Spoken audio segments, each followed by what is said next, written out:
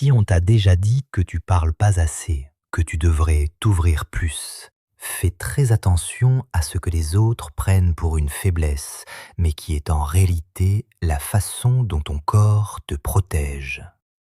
Mon ami, en médecine chinoise, le silence n'est pas vide, le silence est du yin profond, c'est-à-dire ce qui contient.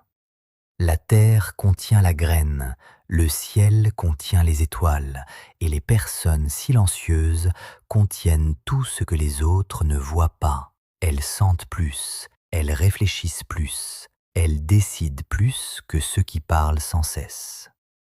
Quand tu parles, tu dépenses du chi. Tu envoies de l'énergie dehors par la bouche, et chaque mot que tu prononces est une parcelle de force qui quitte ton corps.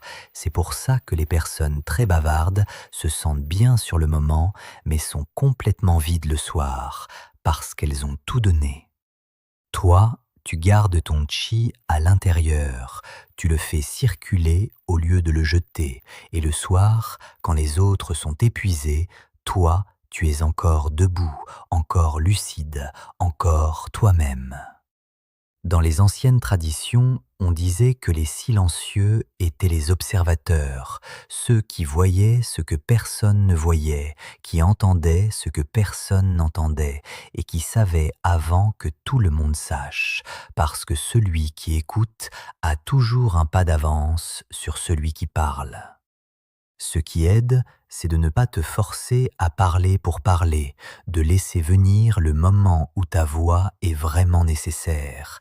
Et quand tu parleras, les gens t'écouteront, parce que quelqu'un qui parle peu, quand il parle, a un poids que les autres n'auront jamais, comme une rivière calme dont les eaux sont les plus profondes. Mon ami, si tu te reconnais dans ces mots, ne change pas. Le monde a besoin de gens qui écoutent autant que de gens qui parlent. Écris dans les commentaires, le silence est ma force.